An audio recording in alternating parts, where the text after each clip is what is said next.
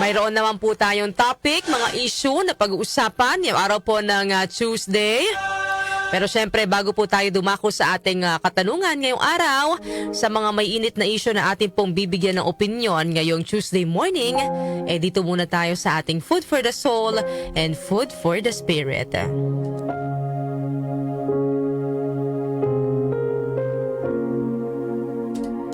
Isang araw, ninais po ng isang magsasaka na makipag-usap sa hari.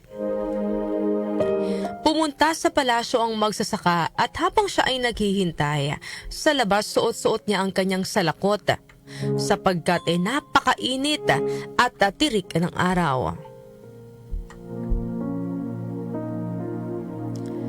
Nang pinapasok na siya sa loob ng kaharian at sa silid ng hari, ay tinanggal ng magsasaka ang kanyang salakot at yumuko sa hari bilang pagbibigay ng galang. Nang makita po ang magsasaka, ay tumayo ang hari at nagulat ang lahat, maging ang magsasaka. Nang tanggalin ng hari ang kanyang korona at yumuko sa magsasaka. Dali-dali namang lumapit ang mayordoma sa hari at pabulong na pinagsabihan ng hari. Bakit po ninyo tinanggal ang korona ninyo? Bakit kayo yumuko sa magsasaka? Nakakalimutan niyo na po ba na kayo ang hari? Sumagot naman ang hari. Hindi ko nakakalimutan na ako ang hari. Kung ang magsasakang ito ay nagpunta sa aking palasyo, hinubad ang kanyang salakot upang magbigay galang. Bilang hari, ako dapat ang higit na magbibigay ng mapagkumbabang pagbati. Kaya naman, tinanggal ko ang aking korona at saka yumuko. Ano po mapupulot nating aral sa kwento natin ngayong umaga? Sa panahon po ngayon na parang challenge sa isang tao na nakaaangat sa buhay ang maging mapagkumbaba. Hindi man natin sinasadya pero kapag dumating na po tayo doon sa punto na parang nakamit na natin yung mga inaasam natin, madalas ay parang unti-unting sumisiksik sa ating puso ang pagmamataas. Minsan, masyado tayong nagiging proud, no?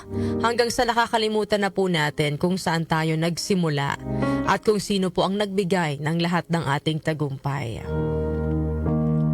Ang ganitong uri po ng asal ay bihira nating makita ngayon, no? Yung pagiging mapagkumbaba. Pero ito mismo ang ehemplong iniwan po ni Jesus para sa atin.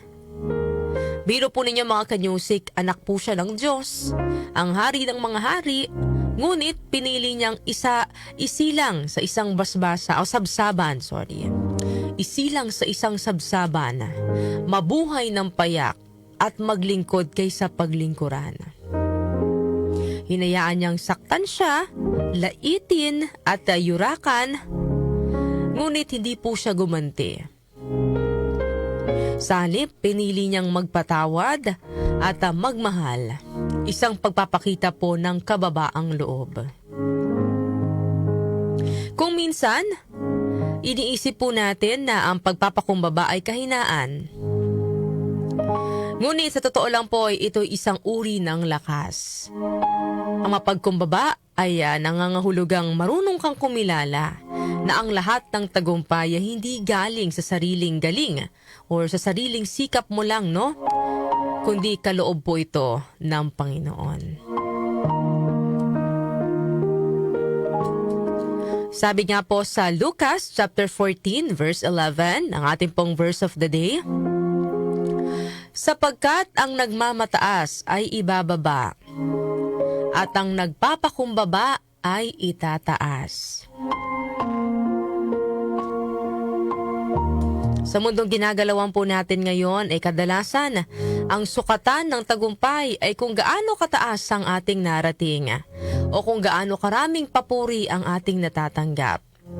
Ngunit malinaw po ang paalala ni Jesus, hindi ang taas ng ating pedestal ang mahalaga, kundi ang lalim ng ating kababaang loob. Ang taong nagmamataas ay madaling mabuwal, sapagkat ang kanyang pundasyon ay nakatayo sa sariling lakas. Ngunit ang nagpapakumbaba ay itinataas po ng Diyos dahil ang kanyang puso ay bukas sa paggabay at pagpapala ng may kapal.